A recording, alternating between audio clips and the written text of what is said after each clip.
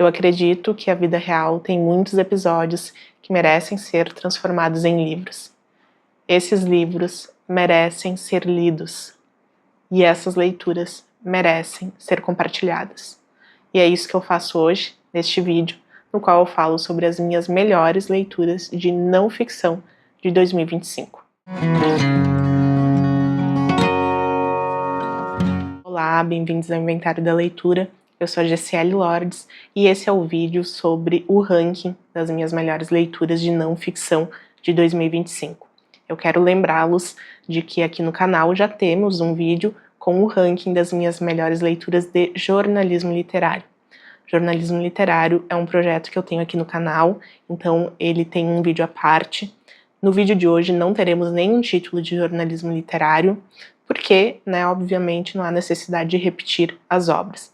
Então, no vídeo de hoje a gente vai ter uma seleção menor, mais enxuta, mas com títulos bastante interessantes. Eu achei que eles merecem também ser mencionados aqui, porque pode gerar aí alguma sugestão de leitura interessante para quem gosta dessas histórias da vida real que parecem ficção de tão inacreditáveis. Começo então falando com o título que ficou um pouco aquém do que eu esperava, que é o Vidas à Deriva. Vou deixar a imagem aqui no canto para vocês conferirem.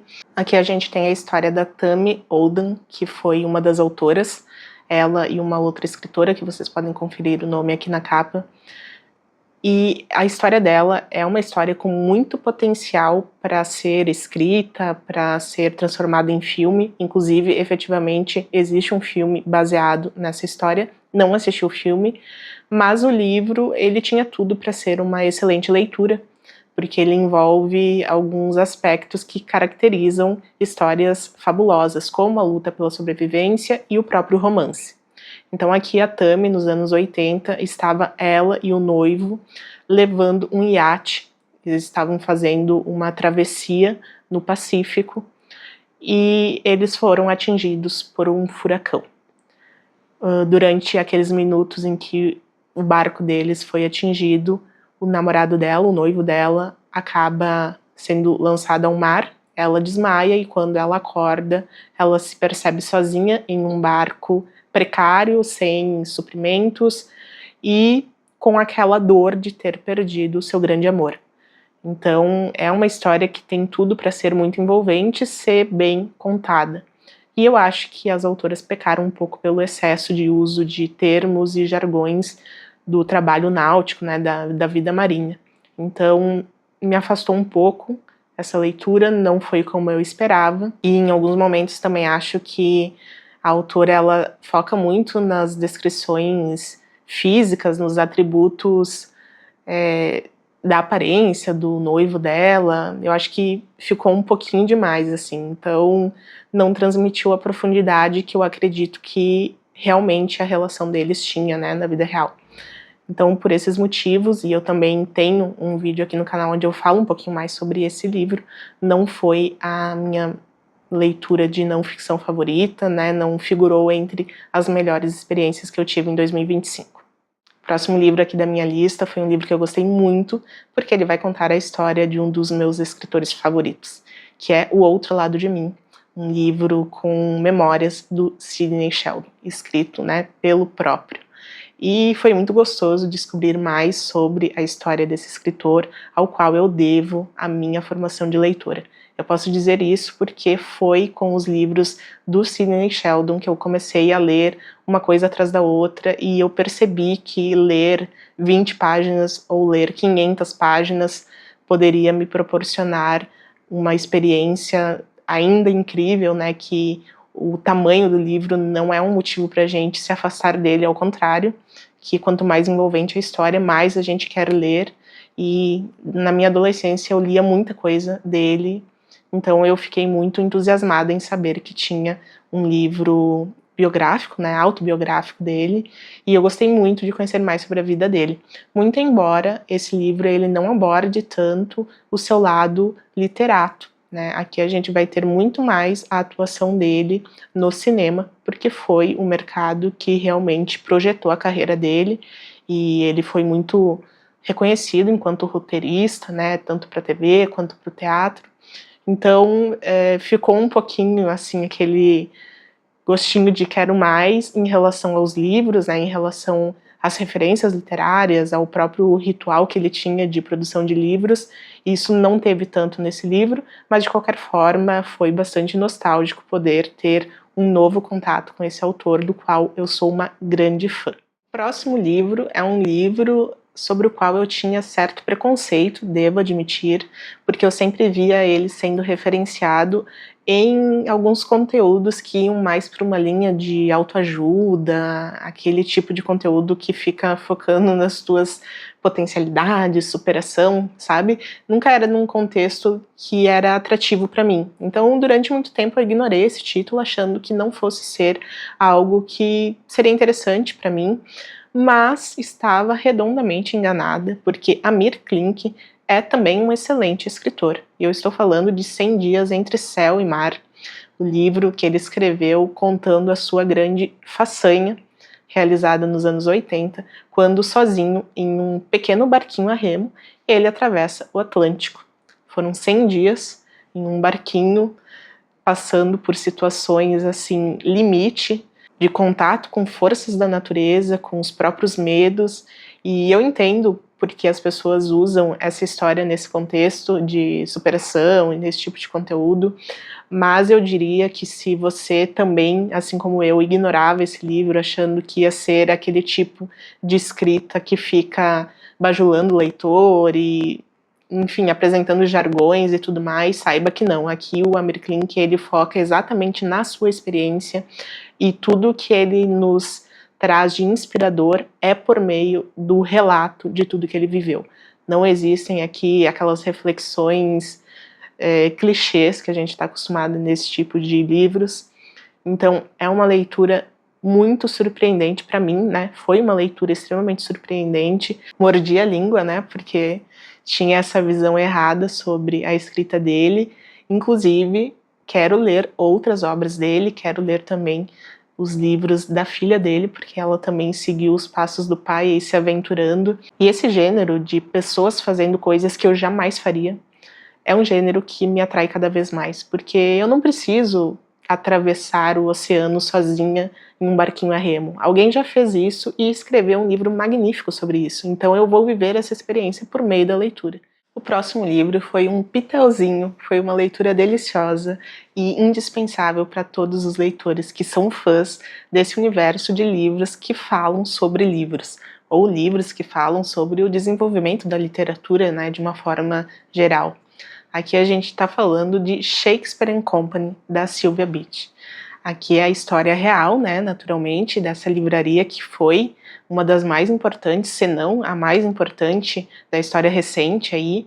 Ela existiu lá em Paris, no período entre guerras, e retrata toda a formação daquela camada de intelectuais, muitos que saíram dos Estados Unidos rumo à Europa, ali nos anos 20, e é uma história incrível, muito bem contada, muito gostosa, muito nostálgica também. Se tu já leu Paris é uma Festa, já viu o filme e gosta dessa ambientação, é uma leitura indispensável.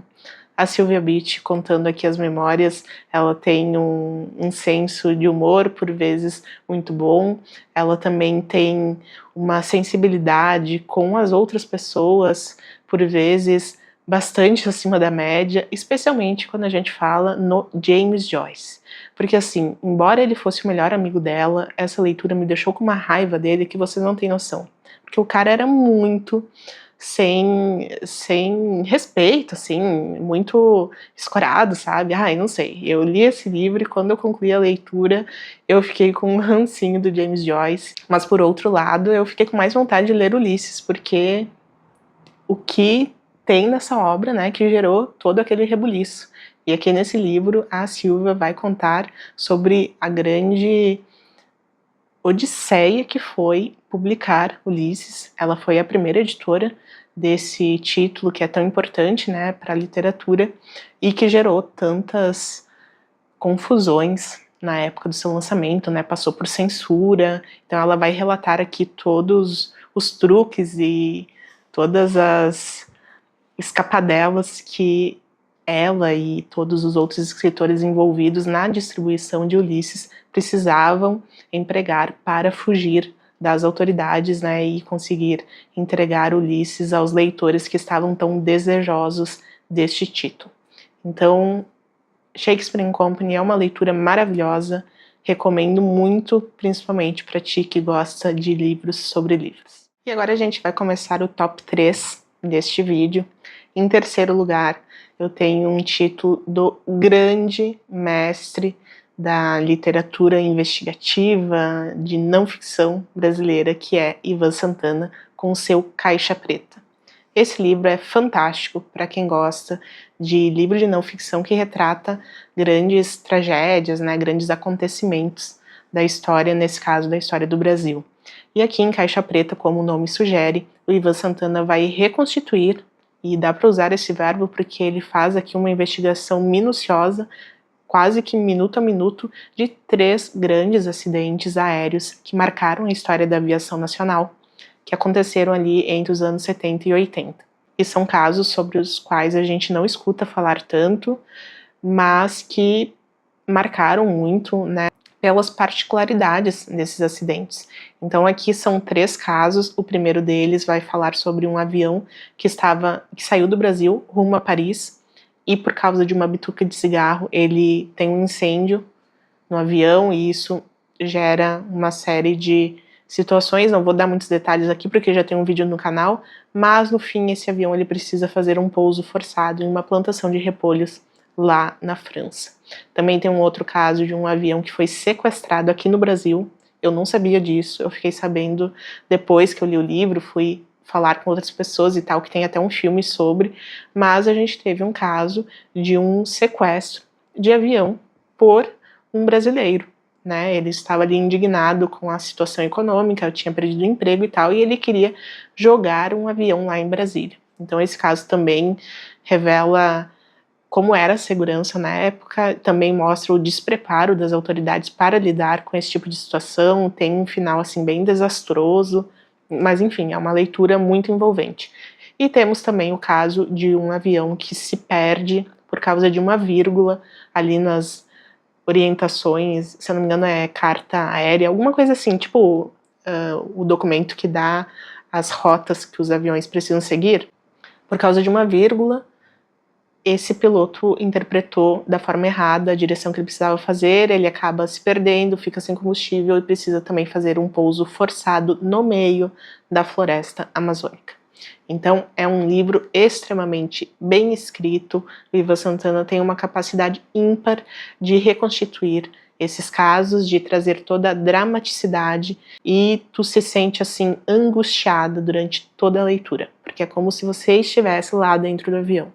Então, excelentemente bem escrito. Eu sempre digo aqui no canal que Ivan Santana precisa ser mais conhecido, porque é um escritor brasileiro de primeira qualidade, tá? Em segundo lugar, um livro que vai falar sobre um caso que é a minha grande obsessão literária de não ficção, e eu tô falando de Milagre nos Andes, escrito pelo Nando Parrado, que foi um dos sobreviventes daquele caso que aconteceu nos anos 70, de um grupo de jovens uruguaios que caiu nos Andes e ficou lá durante 2 meses e chegou ao extremo de ter que comer carne humana para sobreviver.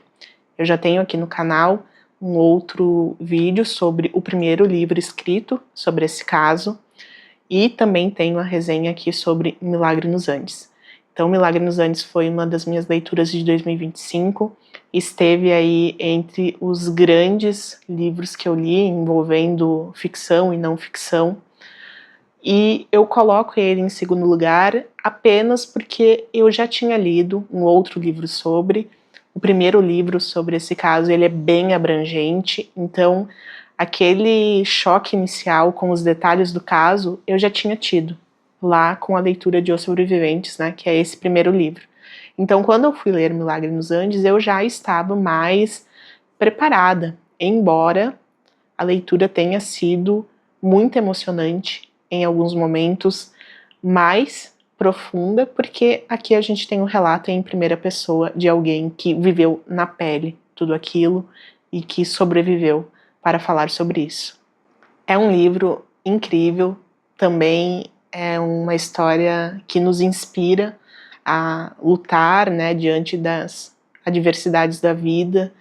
E eu não me canso dessa história. Eu acho que quanto mais eu leio, mais eu quero ler. Inclusive, um dos livros que eu vou ler neste ano é o A Sociedade da Neve, que foi, então, o livro que inspirou o filme que saiu recentemente na Netflix. Mas antes de ler A Sociedade da Neve, eu queria ler esses outros 2 títulos.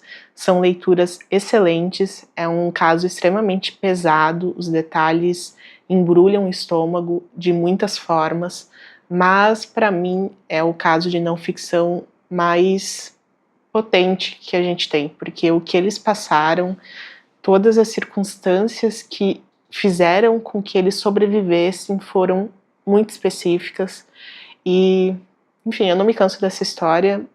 Às vezes o pessoal aqui comenta que eu leio muita tragédia, né? Mas o fato de eu não ler esse tipo de livro não faz com que a gente volte no tempo e evite. Se evitasse, eu não leria. Mas já que alguém passou por isso, sobreviveu e, mais do que isso, né, tirou uma lição também, por que não ler e saber como foi aquele momento? Até porque, além dessas lições de inspiração, de foco e tudo mais que ele vai contar aqui que contribuíram para a sua sobrevivência, a gente tem até algumas lições práticas, porque as condições de vida lá eram basicamente nulas e eles tiveram que muitas vezes inovar com recursos muito escassos para conseguirem sobreviver. Então é uma leitura com muitos aprendizados, extremamente emocionante, mas não é uma leitura fácil. E só porque eu já tinha lido outro livro sobre esse caso, ela figura aqui no meu segundo lugar. E, como primeiro lugar dessa lista, eu vou colocar aqui o único livro dessa lista que eu tenho aqui em casa, que é Walden ou A Vida nos Bosques, do Thoreau. Um livro que, quando eu li ele, eu não imaginei que fosse gostar tanto. Inclusive, ele só está aqui em primeiro lugar porque o tempo deixou essa leitura mais interessante para mim. Tanto que durante muito tempo eu achei que o primeiro lugar seria Milagre nos Andes, mas agora, no momento em que estou gravando esse vídeo, esse livro, essa leitura foi a que mais me marcou, é a que mais está presente na minha lembrança, é a que mais conversa comigo até hoje.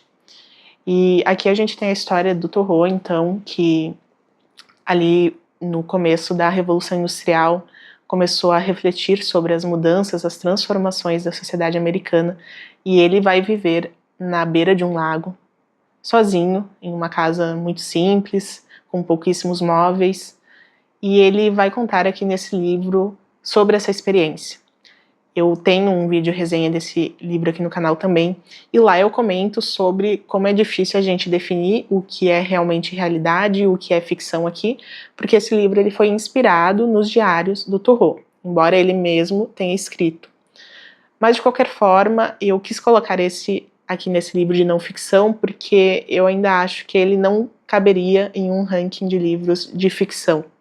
Embora, durante a minha leitura, eu tenha feito essa reflexão de que talvez nem todos os detalhes aqui presentes sejam realmente realidade. Mas, de qualquer forma, é um livro que traz muitas questões de hoje, especialmente para mim, que sou uma pessoa que pensa muito sobre o uso da IA, especialmente, né, que está tão em alta, da tecnologia, sem limites. Eu acho que, em nome da produtividade, a gente está deixando de refletir sobre questões muito importantes da natureza humana que estão se perdendo.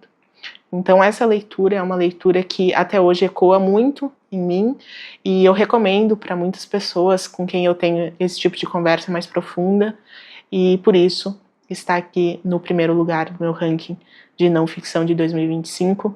Também é uma leitura que eu pretendo revisitar muitas vezes mais, porque eu acho que ela é o tipo de obra que, independentemente do que estejamos vivendo, de qual seja o estágio da nossa vida, ela vai falar com a gente de alguma forma. Então, uma leitura muito gostosa, assim, muito envolvente, embora algumas passagens fossem um pouco mais lentas, mas hoje eu penso nesse livro com muita saudade do Thoreau, ou do personagem, né, do narrador que estava ali representando ele nessa obra. Esse é o meu top 1 de 2025. E assim eu encerro esse vídeo falando sobre os livros de não ficção. Gosto muito da vida real, acho que existem episódios que merecem ser transformados em livros, e esses livros merecem ser lidos, e essas leituras merecem ser compartilhadas. Então deixo aqui as minhas contribuições, as minhas sugestões para ti, que também se interessa por esse gênero. Espero que tu tenha gostado e já te convido a comentar aqui abaixo qual foi a tua melhor leitura de não ficção em 2025, o que está no teu radar desse gênero para 2026, e se tu gostou desse tipo de conteúdo, já se inscreve no canal e fica por aqui, que em breve sairá o ranking com as leituras de ficção de 2025. Muito obrigado pela tua companhia, um forte abraço e até mais.